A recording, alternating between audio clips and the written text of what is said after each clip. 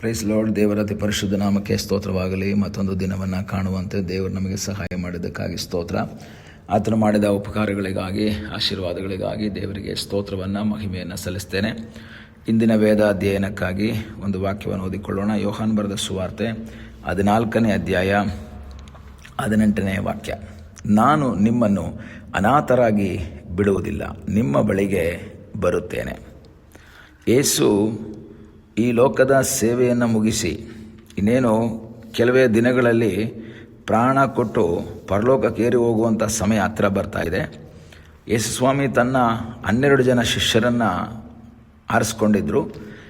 ತನ್ನ ಪಬ್ಲಿಕ್ ಸೇವೆಯನ್ನು ನಿಲ್ಲಿಸಿ ಈಗ ಪರ್ಸ್ನಲ್ ಸೇವೆಯನ್ನು ಪ್ರಾರಂಭಿಸಿದ್ದಾರೆ. ಅಂದರೆ ತನ್ನ 12 ಜನ ಶಿಷ್ಯರನ್ನು ದೃಢಪಡಿಸಬೇಕು, ಅವರನ್ನು ವಾಕ್ಯದಲ್ಲಿ ಬಲಪಡಿಸಬೇಕು, ತನ್ನ ಸೇವೆಯನ್ನು ಮುಂದುವರಿಸಬೇಕು. ಅವರು ಅದಕ್ಕೋಸ್ಕರ ಅವರನ್ನು ಪ್ರಿಪೇರ್ ಮಾಡುವಂತಹ ಒಂದು ಅಧ್ಯಾಯಗಳಾಗಿ ಯೋಹಾನ್ ಬರೆದ ಸುವಾರ್ತೆ 13ನೇ ಅಧ್ಯಾಯದಿಂದ ಓದಬೇಕಾದ್ರೆ ಯೇಸು ತನ್ನ ಪಬ್ಲಿಕ್ ಮಿನಿಸ್ಟ್ರಿಯನ್ನು ಸ್ಟಾಪ್ ಮಾಡಿದ್ದಾರೆ. ಜನರೊಂದಿಗಿರುವಂಥದ್ದನ್ನು ಸ್ಟಾಪ್ ಮಾಡಿ ತನ್ನ ಶಿಷ್ಯರೊಂದಿಗೆ ಜಾಸ್ತಿ ಸಮಯವನ್ನು ಕಳೀತಾ ಇರೋದನ್ನು ನೋಡ್ಬೋದು. ಅವರನ್ನು ಎಕ್ವಿಪ್ ಮಾಡ್ತಾ ಇದ್ದಾರೆ, ಅವರನ್ನು ರೆಡಿ ಮಾಡ್ತಾ ಇದ್ದಾರೆ.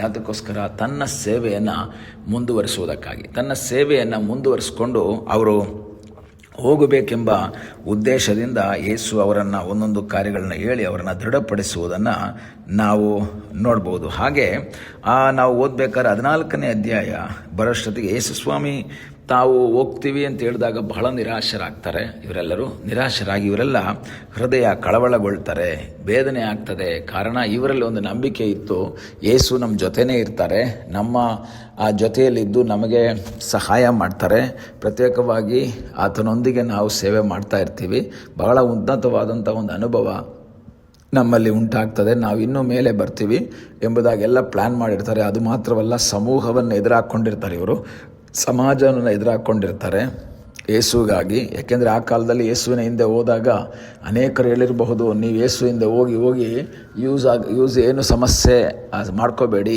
ಯಾಕೆಂದರೆ ಈ ಯೇಸು ಯಾವಾಗ ನಿಮಗೆ ಕೈ ಕೊಡ್ತಾನೋ ಗೊತ್ತಿಲ್ಲ.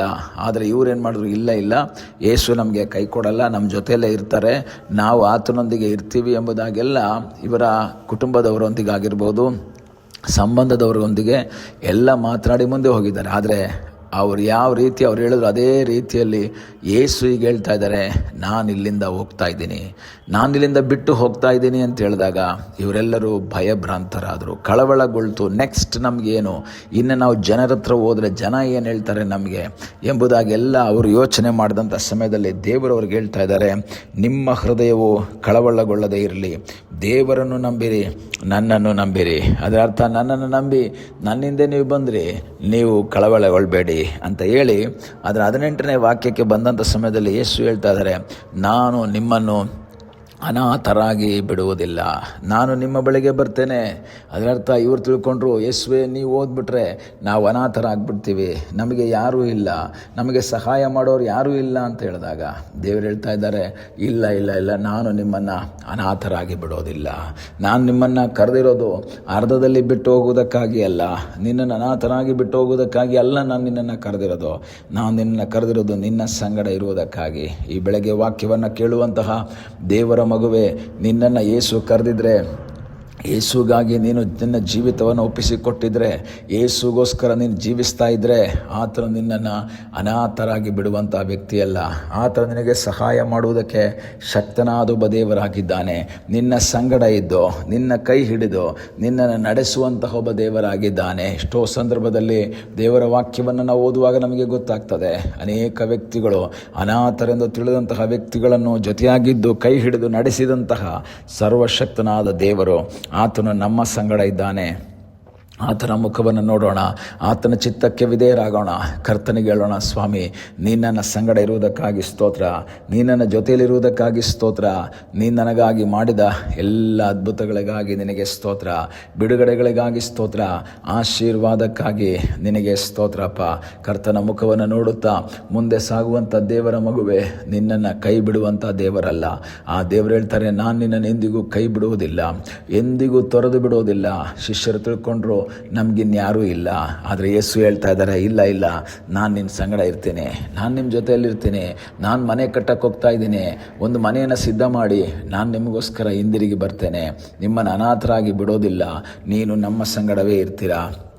ಇದು ಸಹ ಎಲ್ಲರಿಂದ ಕೈ ಬಿಡಲ್ಪಟ್ಟು ನಿರಾಶೆಯಲ್ಲಿ ವೇದನೆಯಲ್ಲಿ ಹಾದು ಹೋಗ್ತಾ ಇರುವಂಥ ದೇವರ ಮಗುವೆ, ನಿನ್ನನ್ನು ಕೈ ಬಿಡುವಂಥ ದೇವರಲ್ಲ ಆತನು ನಿನ್ನ ಸಂಗಡ ಬರ್ತಾನೆ, ನಿನ್ನ ಜೊತೆಯಲ್ಲಿದ್ದು ನಿನ್ನನ್ನು ಆಶೀರ್ವಾದ ಮಾಡುವುದಕ್ಕೆ ಶಕ್ತನಾದ ಒಬ್ಬ ದೇವರಾಗಿದ್ದಾನೆ. ಆತನ ಮುಖವನ್ನು ನೋಡು, ಆತನಲ್ಲಿ ನೀನು ಆಶ್ರಯಿಸು, ಆತನ ಚಿತ್ತಕ್ಕೆ ನೀನು ವಿಧೇಯನಾಗಿ ಜೀವಿಸು.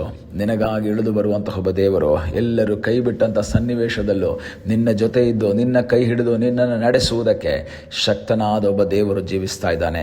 ಆತನ ಮುಖವನ್ನು ನೋಡು, ಆತನ ಚಿತ್ತಕ್ಕೆ ವಿಧೇಯನಾಗಿ ಮುಂದೆ ಸಾಗು. ನಿನಗಾಗಿ ಇಳಿದು ಬರುವಂತಹ ಒಬ್ಬ ದೇವರಿದ್ದಾನೆ. ಶಿಷ್ಯರು ಈಗ ಅವರು ನಿರಾಶೆಯನ್ನೆಲ್ಲ ಬಿಟ್ಟರು, ಅವರಿಗೆ ಹ್ಯಾಪಿ ಆಯಿತು, ನಾನು ಅನಾಥರಾಗಿ ಬಿಡೋದಿಲ್ಲ ಅಂತ ಹೇಳಿದಾಗ ಅವರಿಗೆ ಸಂತೋಷ ಆಯಿತು.